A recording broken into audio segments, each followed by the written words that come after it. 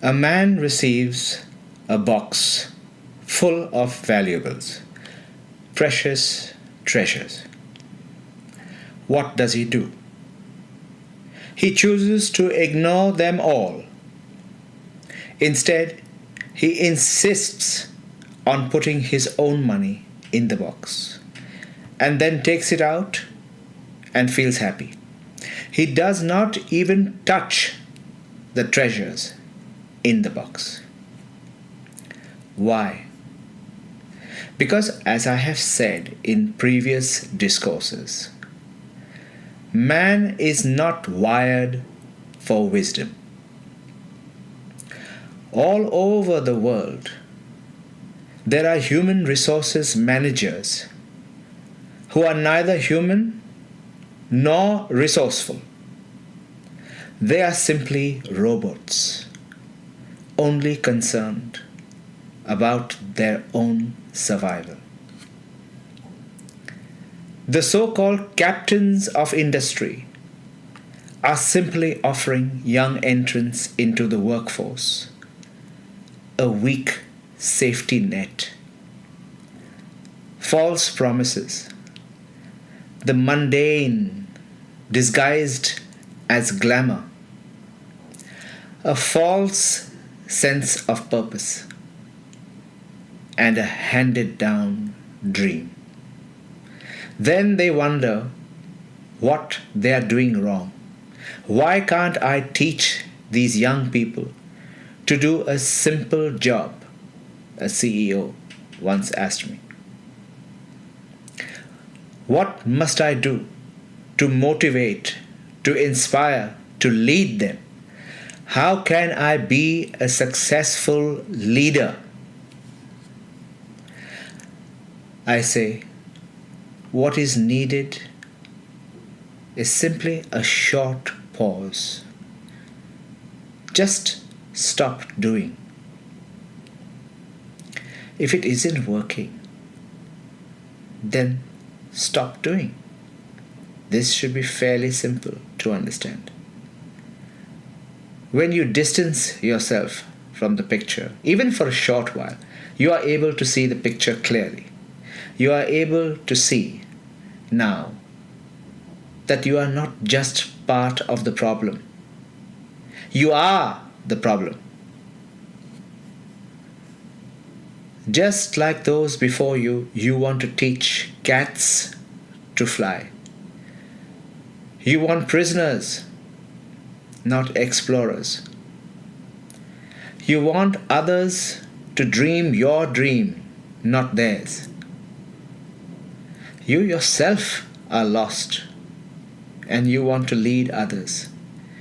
You see these young people not as they are, but as you are. It is you. You are strangling their spirit of enterprise. They are treasures, but you miss it because you are looking for something that isn't there. It is like a man who finds a treasure chest washed up by the tide. Hoping to find it filled with pearls, he opens it hastily. He thinks his time has come to be rich. At last, Lady Luck has finally smiled upon him. Imagine his disappointment when he sees the chest filled with diamonds. He is sad that there were no pearls, not even one. So, cursing the unfairness of the universe, his horrible fate, he flings the chest back into the ocean. What is needed is a simple, honest mix and match. A little attention is required, and of course, the secret ingredient, which I will tell you later. You have just to lay bare the various parts of your operations and ask the young applicant to choose, to show you how and why he or she would be the best at that particular function. Remember, the applicant has to tell you why. Why doing that particular job would be most beneficial for him or her. This is the key. Most companies ask employees how they can help the company. You ask the other way around. Ask how this job would benefit them. This way, they know from day one that they are working for themselves. Everyone resents working for others. They must see this from the very start, what doing that job will do for them. That is the key. If they can't tell you that, simply tell them to come back when they know the answer to that question. This way, they pick what they love to do, and work becomes a play for them. Their unique qualities will slowly come out, and that's when you tell them that you expect them to lead you. Do not give them false hopes, dreams. These are your dreams, you keep them. Tell them to create their own rainbows. They are capable. Remember, treat them as monkeys and they will start behaving like monkeys. Look for what they are good at. Their skills, their personalities, knowledge, abilities are all unique to them. Tap into these and then just sit back, watching the stream become a river. When you have reached that point, you add to the relationship the secret ingredient. It is love. Yes, you have to love them in spite of everything. You have to be a parent to them and not a boss.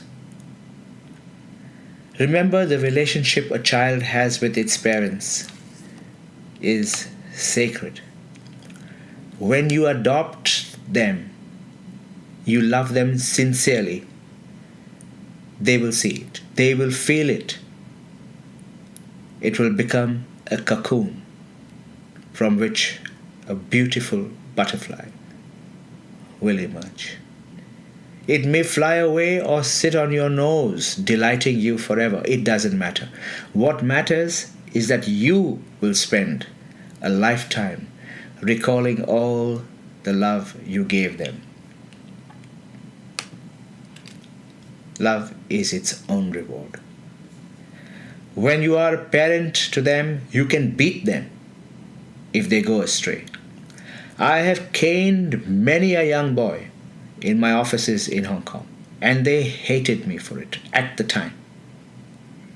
But today, many, many years later, I still get touching emails from them, calls from them, thanking me for not sparing the rod and spoiling the child.